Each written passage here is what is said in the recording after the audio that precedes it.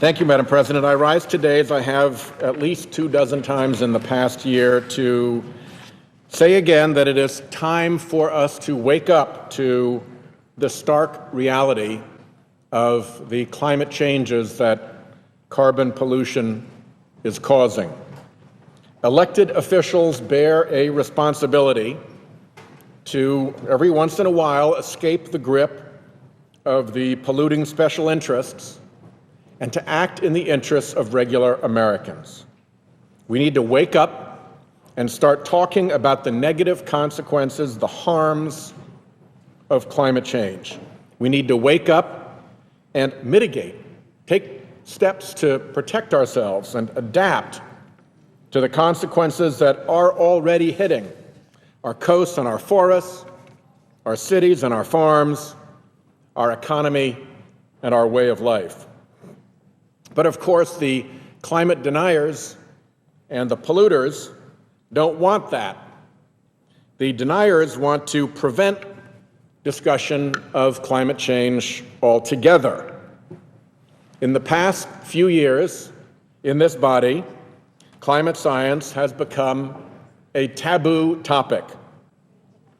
I watched, when my back was out in the last few days, one of the Harry Potter movies on the television, and Lord Voldemort was called He Who Shall Not Be Named in those Harry Potter stories. Well, carbon pollution is the pollution which shall not be named. Climate change, the harm that is caused by that pollution, is the harm that shall not be named. The obstructionists want to squelch any discussion of the pollution which shall not be named, so as to let big polluters continue dumping carbon and other greenhouse gas into our oceans and atmosphere. Take, for instance, the House Select Committee on Energy Independence and Global Warming, created in 2007 as a forum for confronting the economic and security challenges of our dependence on foreign fuels. When Republicans took control of the House of Representatives in 2011, they disbanded that committee. End of discussion.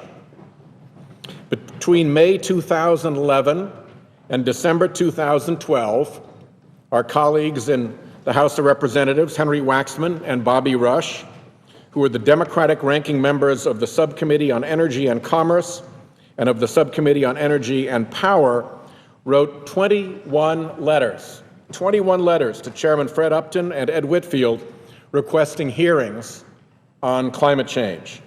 To date, there has been no response, no hearings, end of discussion. House Republicans have tried to prevent the Department of the Interior and the Department of Agriculture from funding their climate adaptation plans, common sense efforts to preserve our resources, protect our farmers, and save taxpayer dollars. But no, end of discussion. And I'm sad to say it's not just the House of Representatives. In the Senate, in the Environment and Public Works Committee, Democrats have been informed that there will be opposition to any legislation that mentions climate change. Now, it's one thing to want to oppose any legislation that does anything about climate change. This is a further step.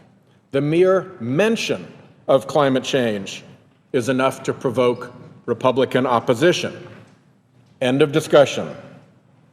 The taboo is being applied elsewhere in this chamber. Just this week, a Republican senator demanded that the following language be stricken from a non-controversial Senate resolution. We pass resolutions here in the Senate all the time by unanimous consent. A Republican senator said, no, I'm going to withhold my consent. I'm going to deny the ability of the resolution unless this offending language is removed.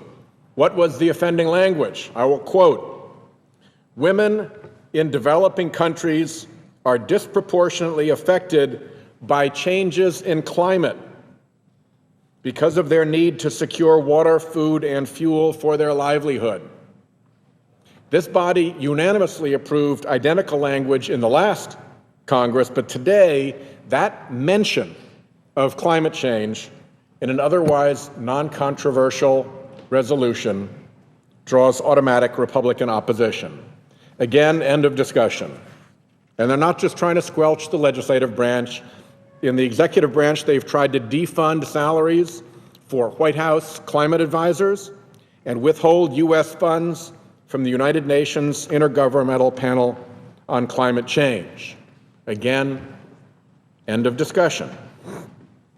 Now, you might think that in these efforts to attack funding, at least, they're motivated by a desire to cut spending. But then, what would be the motivation behind House Republicans blocking a no-cost restructuring of the National Oceanic and Atmospheric Administration that would have created a national climate service that is akin to the National Weather Service, a simple reorganization that would have centralized information about climate change, information which is in high demand by state and local governments and by the business community? Again, the purpose is obvious: try to end the discussion. I would remind my colleagues who are trying to silence this discussion with political power that history teaches quite plainly that in contests between power and truth, truth always wins in the end. The Inquisition tried to silence Galileo, but the Enlightenment happened anyway, and the Earth does still spin around the sun. Chris McEntee, who's the executive director of the American Geophysical Union, has said, limiting access to this kind of climate information won't make climate change go away. And shareholders and directors of corporations should consider, what will it mean for the corporations that use their power to suppress the truth once that truth becomes inescapable, once it is undeniable and the denial campaign is seen as a fraud? This Republican policy of climate change denial is alive and well at the state level, too. In 2010, Virginia Attorney General Ken Cuccinelli used his powers of office to harass former University of Virginia climatologist Michael Mann and 39 other climate scientists and staff. As a UVA grad, I am proud that the university fought back against this political attack on science and on academic freedom. Said UVA, the Attorney General's action and the potential threat of legal prosecution of scientific endeavor that has satisfied peer-reviewed standards send a chilling message to scientists engaged in basic research involving Earth's climate and indeed to scholars in any discipline. Such actions directly threaten academic freedom and thus our ability to generate the knowledge upon which informed public policy relies. The victim of this harassment, Professor Mann, was more blunt.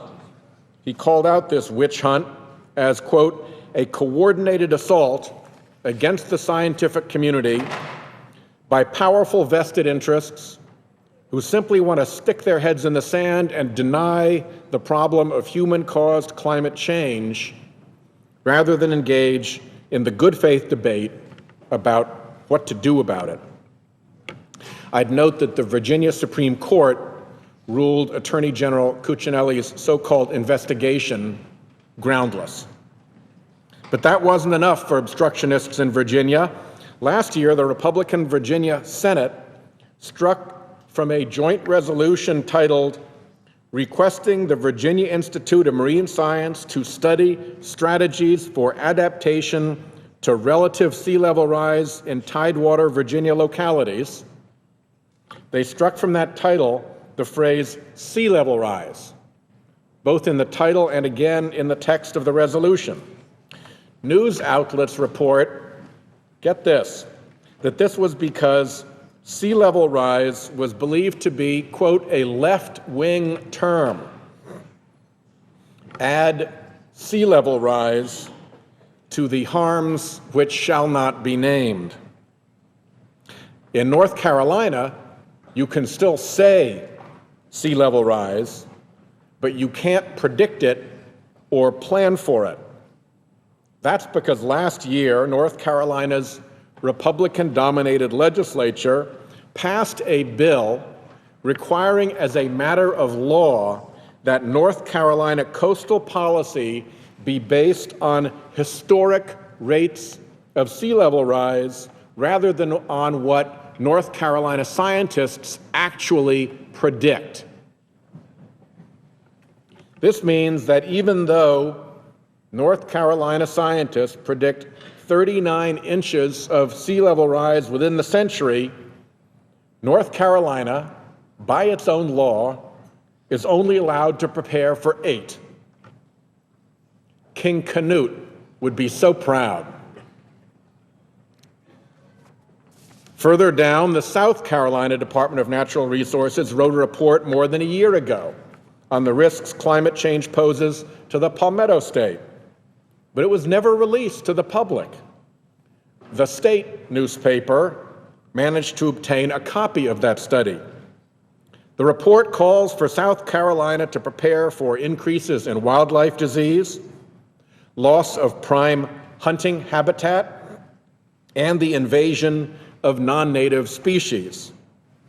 But to Republicans, these are more problems which shall not be named.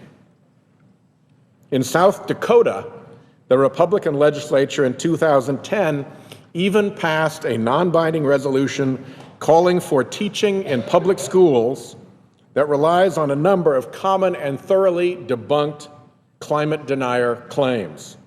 In short, bringing climate denier propaganda into public high school science classes.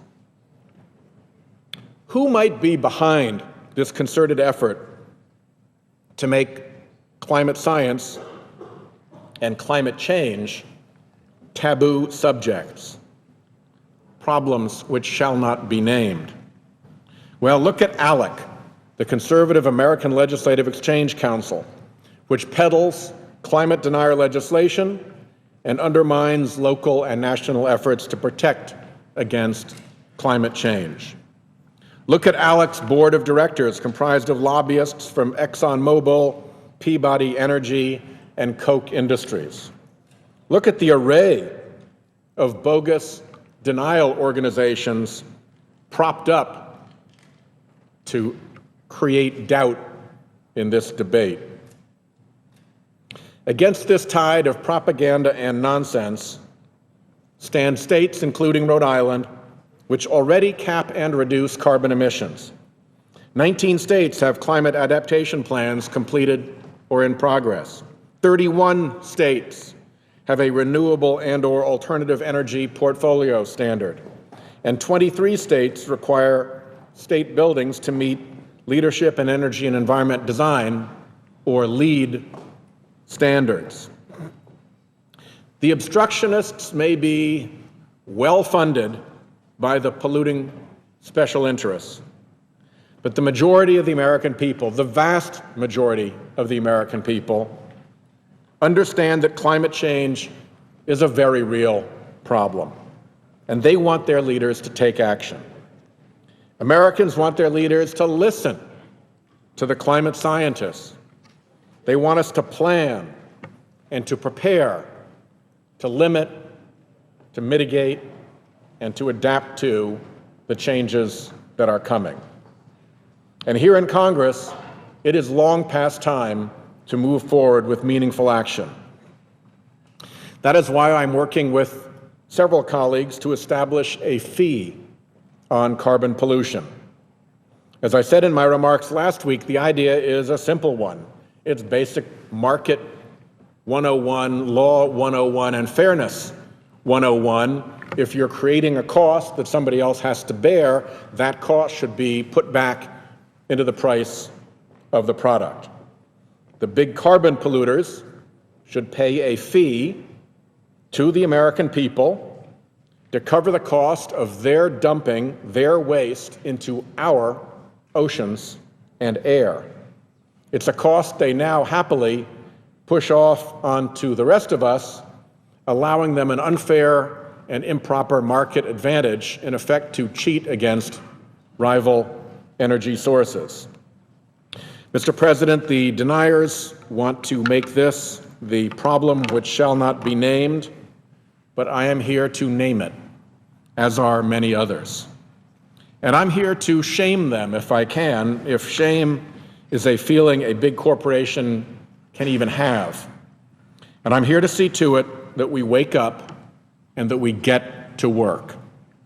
Mr. President, I yield the floor.